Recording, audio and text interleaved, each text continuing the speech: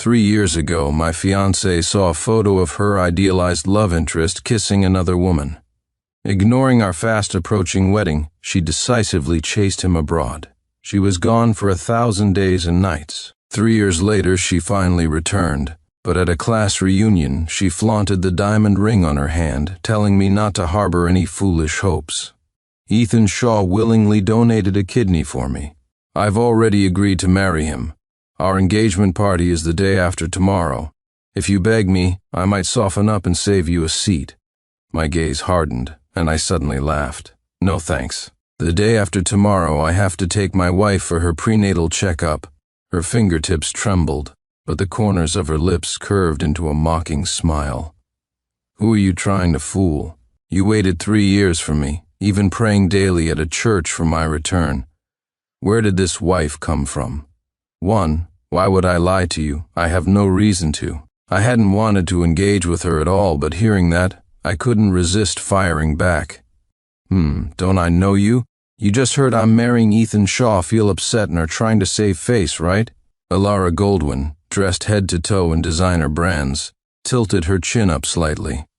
Every gesture radiated nobility and elegance as her alluring figure pressed close to Ethan Shaw. I suggest you give up hope.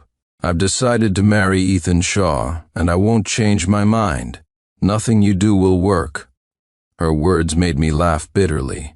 Alara seemed a little too sure of herself. To think she still saw me as that same simp who'd do anything she said. Believing that with just one word from her, I'd forget the past and eagerly try to please her, willing to do anything. Seeing my silence, Ethan Shaw chuckled, trying to ease the tension. Alara, don't talk to Sincere Clark like that. He's already feeling down.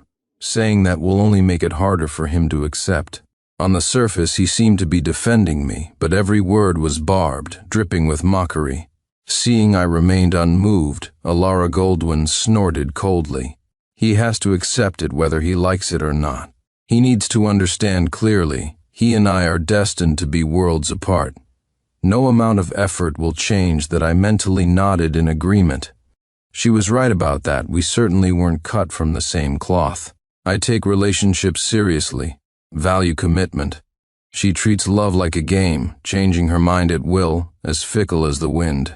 3 years ago, she vanished 2 days before our wedding, leaving me utterly humiliated in front of everyone, a laughing stock. Everyone mocked me as the dumped simp, who ended up with nothing despite everything. Thankfully, that's all in the past now. In these 3 years, I've married and had a child. I'd completely forgotten about her. If we hadn't met today, she wouldn't have even crossed my mind. Yes, I have nothing more to say to you two. Carry on with your performance. I have other things to attend to. Ethan Shaw slumped into Alara Goldwyn's arms, clinging tightly to her waist, eyes red and face full of grievance. Sincere, are you still angry with me? Maybe I should just leave. Seeing Ethan's aggrieved expression, Alara's heart instantly ached for him. She comforted him softly. Why bother with him? You're my fiancé. We're getting engaged soon. That's a fact nobody can change. Saying this, she grasped Ethan's hand and glared at me.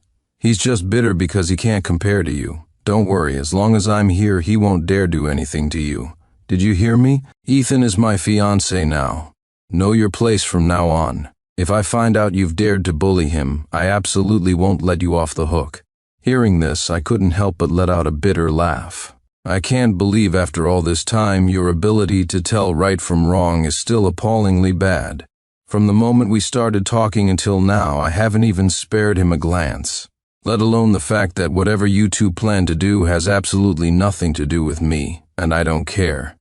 Alara's fine brows furrowed slightly, her gaze towards me filled with ice. Stop pretending, Sincere. You say you don't care, but you waited 3 years for me. Everyone knows you're head over heels in love with me. I looked at this wretched pair standing so close together, my eyes filled with disgust. Alara Goldwyn, let me repeat, I am married. We were never married back then. Who you choose to be with now has nothing to do with me, and you don't need my permission. 2, you said it yourself. Don't go back on your word later. Alara Goldwyn scoffed, turning to link arms with Ethan Shaw, a trace of smugness in her eyes. "Look at how shabbily you're dressed. Life must not be treating you well, huh? If you kneel down right now and admit you still love me, I'll consider forgiving you. Maybe let you be a servant by my side or something." No sooner had she spoken than a classmate informant nearby voiced confusion. "Alara, are you mistaken about something? Sincere Clark is the largest shareholder in Goldwyn Corp now. His assets are worth billions of USD. Ethan Shaw's face changed drastically upon hearing this. He turned to Alara. "What? Isn't Goldwyn Corp your aunt's business? How did Sincere Clark get involved?" Alara, however, seemed completely unfazed. A cold smile touched her lips as she looked at the classmate who spoke. "He told you that, didn't he? Largest shareholder of Goldwyn Corp? You actually believe such ridiculous boasting?" The classmate was taken aback, smiling awkwardly. "No, Sincere Clark married the third Miss of the Goldwyn Corporation, Miss Victoria Goldwyn. After Miss Goldwyn became pregnant, she handed over the management of the corporation to him. Everyone knows this." He was telling the truth, but Alara reacted as if she'd heard the world's biggest joke, her tone sharp and biting. "Don't be ridiculous. Who does my aunt think she is, falling for him? If you said he was desperately simpering after my aunt, maybe I'd reluctantly believe that. I bet Sincere hired you to put on this act. You'd really make up anything for money," I sneered inwardly. "Just as expected, she only ever believes what she wants to believe. After graduation, I had promising prospects, but for Alara, I turned down offers from major companies to join the Goldwyn family business. Back then, I always thought Alara and I would love each other for life, but after Ethan Shaw appeared, everything changed. She ignored my devotion, instead hurting me repeatedly due to Ethan's provocations. Until just before our wedding, she saw a photo on social media of Ethan kissing another woman, abandoned me, and left for abroad. Gone for 3 years. When she first disappeared, I was devastated. I couldn't eat or drink, drowned my sorrows daily, felt worse than dead, and even developed severe depression. It was then that I met Victoria. She was only a year older than Alara, yet she radiated incredible intelligence and gentleness. She burst into my life like a savior, pulling me up from the endless abyss.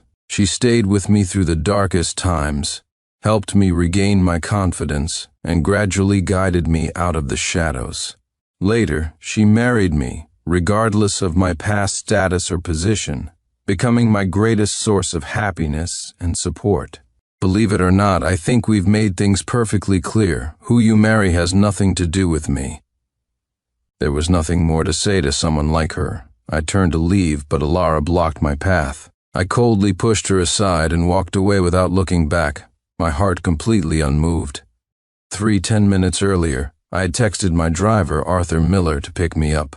Not wanting another encounter with those two, I waited right at the entrance of the banquet hall. Unexpectedly, Ethan Shaw followed me out alone. He walked up to me, eyebrows raised arrogantly, his tone mocking. "I advise you to stop dreaming. No matter what you do, Alara's heart belongs only to me." I couldn't be bothered with him, didn't even glance his way, just kept playing on my phone. Seeing my indifference, Ethan got annoyed. "You probably don't know this, but Alara has liked me for 8 years. The very night she agreed to be with you, she gave herself to me. When you weren't home, we did it in your bed, on the sofa, in the kitchen, the bathroom, everywhere. Being cheated on by your girlfriend for so many years and still not giving up. Alara called you a simp and she wasn't wrong." Rage ignited within me. My fists clenched tightly as I desperately suppressed the urge to punch him. Seeing my reaction, he lifted his chin provocatively. "What, you want to hit me? Go on. Hit me if you dare." His arrogance was infuriating. I raised my clenched fist, but before I could even touch him, Ethan collapsed. The next second, an angry female voice cried out from behind me. "Sincere Clark, what are you doing?" Alara Goldwyn rushed over, helped Ethan up into her arms, and glared fiercely at me. "Ethan kindly came to make peace with you, and you dared to hit him. Are you even human?" Ethan's eyes were red-rimmed as he looked pitifully at Alara, acting as if he'd suffered a terrible injustice. I I didn't know Sincere hated me this much. He wouldn't even listen to my apology. I'm sorry, it's all my fault. At these words, the fury in Alara's eyes intensified. She shoved me hard, standing protectively in front of Ethan, looking ready to devour me whole. Sincere Clark apologized to Ethan right now. Looking at Ethan feigning weakness in Alara's arms, I finally understood what a manipulative faker he was. His artificial act was truly something else. Seeing my silence, Alara grew even angrier. Sincere Clark, are you deaf? I told you to apologize to Ethan, didn't you hear me? I sneered, my gaze like daggers. Apologize? Is he worthy? A grown man putting on an act, sniveling like that. Just looking at him disgusts me. Sincere Clark, what nonsense are you spouting? Alara was completely enraged. Just as she was about to say more, a luxury car pulled up in front of us. A well-dressed man with salt and pepper hair stepped out. It was Arthur Miller. Seeing him, Alara instantly dropped her angry expression, replacing it with a fawning smile. Before I could speak, she eagerly called out, Arthur, how did you know I was here? Did Auntie send you to pick me up? Auntie is so good to me, always thinking of me even when she's abroad. Arthur Miller looked slightly surprised, likely not expecting Alara to be there. He glanced at me with a hint of awkwardness, his brow furrowing. Miss Goldwyn, I'm not here for you. I've come to pick up Mr. Clark. For what? Alara looked incredulous, her expression sourer than if she'd swallowed a fly. Arthur, are you mistaken? How could Auntie possibly send you to pick him up? Don't you know, Mr. Clark is Miss Victoria Goldwyn's husband. Hearing this, Alara's face flashed with astonishment. Nonsense, how could Auntie possibly fall for him? After a moment's silence, she suddenly let out a cold laugh, her tone tinged with mockery. I get it. He hired you to act again, didn't he?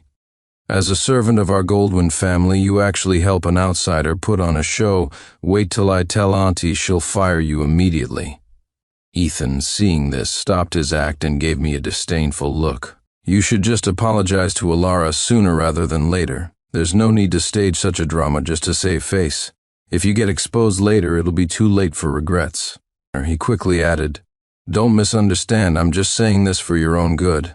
After all, you two were together before, making things too ugly isn't good. I instinctively rolled my eyes at him. Keep your phony goodwill, I don't need it. As soon as I finished speaking, Alara's pent-up anger finally erupted. She pointed at me, her voice sharp. Was Ethan wrong? Do you really think bribing a few people will make me believe you? Playing hard to get won't work on me. I remained unmoved, even finding it somewhat amusing. I hadn't cared about her from the start. She was the one making a fuss. Mr. Miller kindly advised, Miss, everything I said earlier is true. If you keep making a scene like this, once Miss Victoria finds out, it will be too late. Shut up, you have no right to speak here then. She turned her gaze back to me. Auntie is currently abroad on business. She promised she'd be back the day after tomorrow for my engagement party with Ethan. When you have to face my aunt, let's see how you explain this lie. I didn't say anything. Seeing a message from Victoria saying her prenatal checkup for the day after tomorrow was canceled for now, I smiled calmly. Good. Now I could attend the engagement party and let Alara see just how ridiculous she was being. Seeing I raised no objections, Alara nodded with satisfaction and turned, pulling Ethan back into the banquet hall. For the rest of the time, I didn't see them again until the day of their engagement party. The banquet hall was filled with guests, glittering under the bright lights. I stood in a corner, waiting for Victoria to arrive. Alara spotted me with sharp eyes, sneered, and walked briskly towards me, her gaze piercing. Weren't you supposed to be taking your wife for a checkup? Why did you still come running over? Can't keep up the act, huh? Seeing my silence, Alara's eyes filled with smugness again. Don't blame me for not warning you. When you're exposed later, you'll have to kneel down on the spot and admit you lied. I remained silent, watching her with an amused gaze as if observing a buffoon. Seeing my indifferent expression, Alara was about to speak again when her gaze caught sight of someone entering the doorway. Her expression instantly changed to a fawning smile as she hurried over to greet them. Auntie, you're here. Why didn't you call? I would have met you at the door earlier. Her voice dripped with eagerness to please. Victoria entered gracefully, her eyes sweeping over Alara before finally settling on me. "Hubby, didn't I ask you to wait for me? Why did you come in first?" Alara's face instantly turned pale. "Auntie, what did you just call him?" "Hubby, what's wrong?" 5. "Auntie, is what you're saying true?" Alara staggered back a step, lips trembling, staring at us in disbelief. "Impossible, Auntie, you're lying to me, right? Did he beg you to play along with this act?" Victoria smiled calmly. "Of course it's true. How could I lie to you about this?" Alara shook her head, about to question further, when Ethan approached at some point. He looked suspiciously at Victoria standing beside me, his brow furrowed slightly. He wanted to ask something, but mindful that the auspicious time for the ceremony had arrived, he tugged at Alara's sleeve. "Alara, the ceremony is about to start. Whatever it is, we can talk about it after." The next second, Alara roared, "Get lost, don't bother me." Ethan froze on the spot, momentarily unable to believe his ears. The woman who usually doted on him had just told him to get lost in front of everyone. Ignoring Ethan's face, which had turned green, Alara dragged me aside, her red eyes fixed on me. "Explain yourself, what's going on between you and my aunt?" I shrugged. "It's exactly as you see. She's my wife, and I'm her husband." Likely unable to accept the reality, Alara's voice trembled as she continued to deceive herself. "No, I don't believe it. You two teamed up to deceive me, right? You don't want me to marry Ethan, you can't stand him, so you deliberately staged this whole thing to stop me." Amused by her stubbornness, I said helplessly, "Victoria is pregnant, can't you see?" Hearing this, Alara's gaze shifted to Victoria's visibly pregnant belly, and her heart jolted. "Auntie, are you really carrying Sincere's child?" Victoria linked her arm through mine, looking coldly at Alara before me. "Yes. Could I possibly lie to you about something like this?" This statement seemed to provoke Alara intensely. She clenched her teeth, a crazed look flashing in her eyes. "You knew perfectly well that I was the one Sincere loved. Why did you marry him? And handing Goldwyn Corporation over to him? Aren't you making our Goldwyn family a laughingstock? That's bad enough, but you even got pregnant with his child. How is someone of his background worthy?" She seemed utterly unable to accept it, shouting at the top of her lungs. Victoria reacted as if hearing a joke, letting out a soft scoff. "Whether he's worthy or not isn't for you to decide. The one truly making the Goldwyn family a laughingstock is you, not him. Running off abroad for some random man, what right do you have to blame others?" Alara's face turned livid, her body trembling, but she was speechless. But you can't just steal my husband." I quickly interrupted. "Wait, we weren't married then. Don't talk nonsense here. My real wife is and only is your Aunt Victoria. Besides, Ethan is standing right here, eagerly waiting to get engaged to you. He'll be heartbroken hearing you say that." Alara's eyes widened instantly. "But you clearly went to the church specifically to pray for me. I saw the pictures." I scoffed. "That was me praying for Victoria and Noah, hoping for their safety and well-being, not for you. Didn't you want me to come to the engagement party to prove things? It couldn't be clearer now. Congratulations on your engagement to Ethan Shaw." Alara's body jolted violently. Her lips trembled slightly, her throat tightened, wanting to say something but unable to get the words out. In the end, Ethan managed to pull her away to proceed with the engagement ceremony. Although she was physically present, throughout the entire event, Alara looked completely dazed and distracted. Even during the ring exchange, she carelessly dropped the ring on the floor. Meanwhile, Victoria and I watched the whole spectacle from below, enjoying the show. 6. By the time we returned home after the engagement party, it was already evening. I was lying on the sofa, idly scrolling through my phone, when a few texts from an unknown number popped up. "Sincere, I know you're just jealous, and I know I was wrong to abandon you and go abroad back then. But you absolutely shouldn't have married my aunt just to get back at me. I'm back now. Your anger should have cooled down by now. Let's meet up and talk properly." I coldly read the words, didn't reply a single character, just blocked and deleted the number. Victoria, having finished freshening up, came out drying her semi-wet hair and sat down beside me. If I'd known things would turn out like this today, I shouldn't have agreed to take you. I'm sorry, you had to endure that. That Alara so disrespectful and spoiled, honestly, she needs to be taught a lesson someday. I smiled, took the towel and started helping her dry her hair. Who do you think your husband is? How could I be wronged? It's just tiresome. Hearing this, she turned to look at me seriously. Tell me honestly, do you really have no feelings left for her at all? You were together for so many years after all. Victoria's words instantly pulled my thoughts back to the past. I remembered the year I first met Alara. I was 18. Our relationship wasn't close then, just classmates. She, a rich heiress, me, a poor student. Our paths likely never would have crossed. Until that day when I was working part-time at a bar, some troublemakers picked a fight with me, and I talked back. After my shift, they cornered me in an alley. They beat me half to death. It was Alara who saved me from them and took me to the hospital. When I woke up, I only saw the payment slip with the surname Goldwyn written on it, although I hadn't seen her face clearly.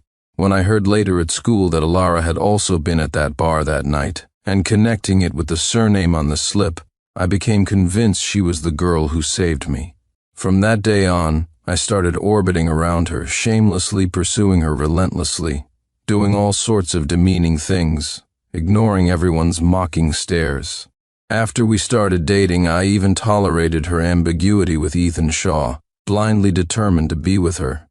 For love, for Alara, I gave up my dignity, gave up everything. No matter how much pain I felt, I willingly endured it, thinking that one day she would accept me. But looking back now, it seems so pathetic and laughable. Thankfully, I met Victoria. She loves me very much, and I love her very much. She's carrying my child. My life is already perfect, without regrets. My thoughts return to the present. I playfully tapped Victoria's nose. Silly, what are you thinking? From the first day we got married, my heart has belonged completely to you, with no room for anyone else. My only regret is not meeting you sooner. As for Alara, I only feel disgust towards her now. Hearing this, Victoria's beautiful lips curved into a smile. That's good. Sometimes I really don't understand why Alara didn't cherish someone as wonderful as you. But then again, in a way, it's thanks to her that you and I are together today. Then her expression suddenly turned serious. Actually, there's something I've never told you. My heart tightened. The next moment I saw her bite her lip and murmur. Actually, the first time we met was 10 years ago. It was at that bar where you worked during college. A guy was harassing me, and you stepped in to help, which caused them to target you. I felt terrible about it, but as a girl alone, there wasn't much I could do then. I plan to thank you properly next time. But when I went back the next day, I saw them cornering you in the alley by the bar entrance and beating you up.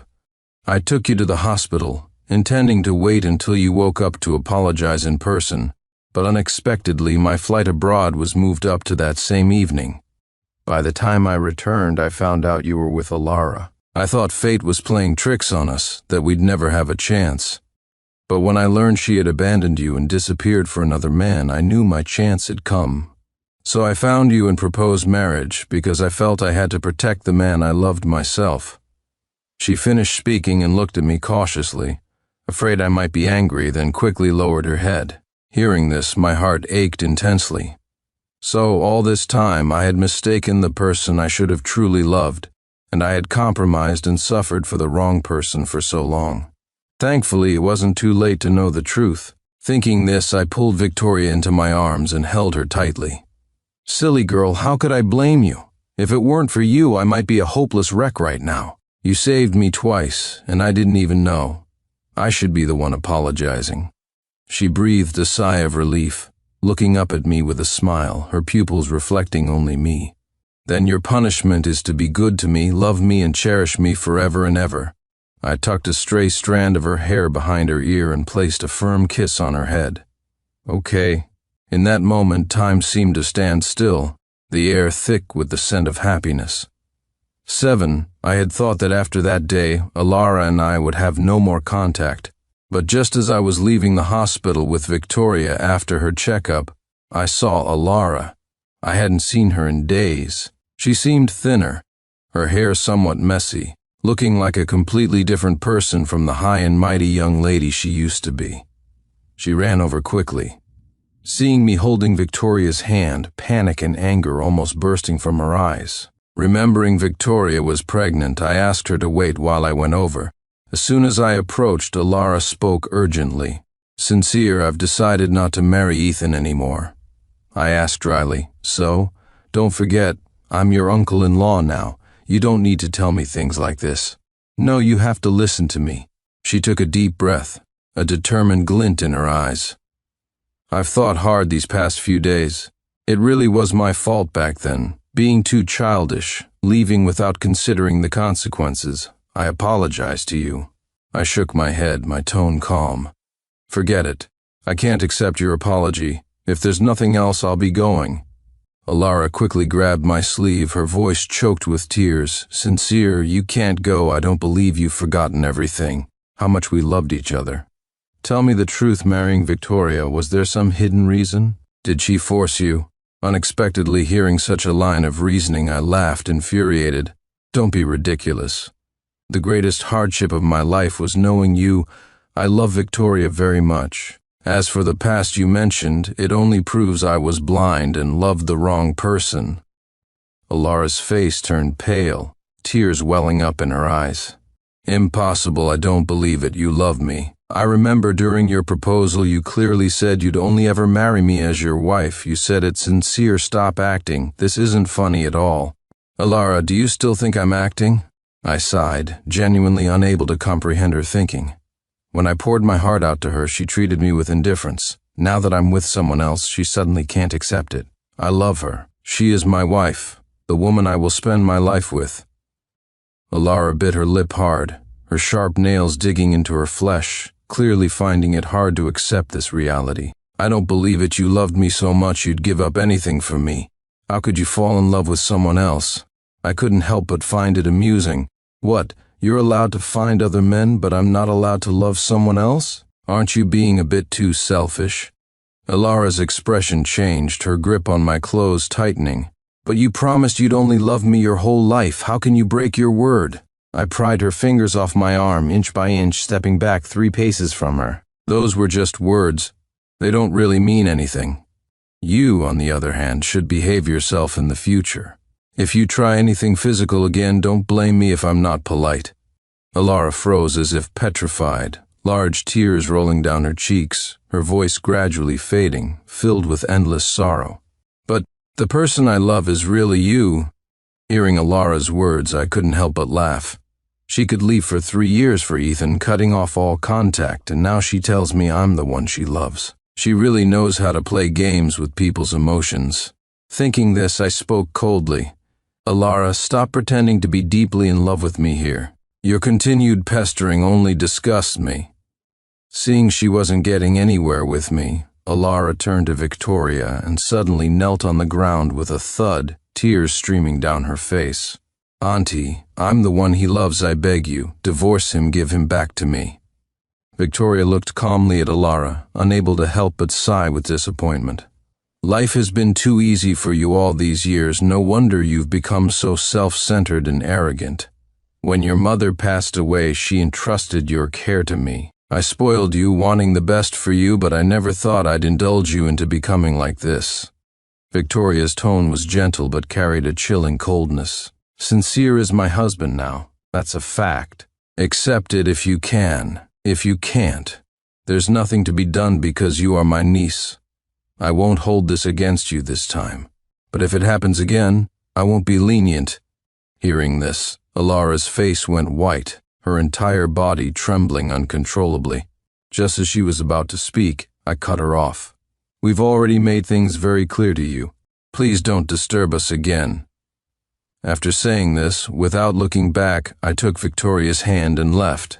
Alara, pale-faced, tried to follow, but with a single glance from Victoria, the bodyguards blocked her way. 8. For the next half-month, Alara tried to bother me, but Victoria's bodyguards intercepted her every time. For nearly a month I didn't see Alara again, until one day, about a month later, as I was leaving the office, I saw her standing on a street corner, watching me from afar. Having not seen her for half a month, she had become much more haggard. Her hair was messy and unkempt, her eyes lifeless, bearing no resemblance to the formerly noble and elegant young lady. She saw me looking at her, hesitated for a moment, then finally approached slowly, her voice hoarse. "I just wanted to see you. Sincere. My illness has gotten worse. The doctor said I only have a few years left. I beg you, please just pretend to marry me once, fulfill my last wish." Afraid I'd refuse, she quickly promised, "Just for 1 year. After 1 year, I promise I'll never bother you again." With that, she waited eagerly for my answer, like a beggar. Looking at the pleading expression on her haggard face, I felt not a ripple of emotion. Just as I was about to speak, a male voice interjected. "Alara Goldwyn, so here you are turning." I saw it was Ethan Shaw. His brow was tightly furrowed as he quickly walked up to Alara, his voice urgent. "Alara, why have you been avoiding me lately? What did I do wrong? Aren't we already engaged?" Saying this, his eyes widened as he pointed a trembling finger at me. "It's because of this simp, isn't it? He's already married. Why do you still care about him? Alara, snap out of it." Ethan's voice was laced with anger and confusion. "You clearly said I was better than him in every way, that he was your dog, always at your beck and call, blindly loyal. What are you doing now?" Unexpectedly hearing him say this, Alara's eyes instantly reddened. She quickly choked out an explanation towards me. "No, Sincere, don't listen to him. None of that was what I truly meant." I took a deep breath and said, word by word, "It doesn't matter anymore. True or false, it has nothing to do with me. I just hope you stop harassing me in the future and, more importantly, stop disturbing my life with Victoria." With that, I turned and walked away without looking back, leaving Alara behind, collapsing into tears on the spot. 9. In the days that followed, Alara truly did stop bothering me. I heard things were going terribly for her. Having offended the powerful Victoria Goldwyn meant facing consequences, even if she wasn't formally disowned. Her father's, Reginald Goldwyn's, company was suppressed in near bankruptcy. Her family blamed her entirely for their misfortune, believing her recklessness caused it all, and kicked her out of the house. Alara called all her friends, but no one was willing to take her in. Suddenly, she had lost absolutely everything and ended up homeless, wandering the streets. Her dignity and former glamorous life were gone. I thought that would be the end of it. Unexpectedly, Ethan Shaw showed up at my door. The last time I saw Ethan, he was dressed in custom suits, lording it over me. But the man before me now was dressed in rags, his cheeks sunken and hollow. I had to look closely for several moments to recognize him. His face was haggard as if he'd been crying. "Sincere Clark, please talk to Alara. Ask her to forgive me. I have nowhere to go now." For years, Ethan had been leeching off Alara, a useless freeloader who knew nothing. Coupled with the lavish lifestyle he'd grown accustomed to by her side, he had developed extravagant spending habits. He simply couldn't readjust to an ordinary life that was worlds apart from his previous one.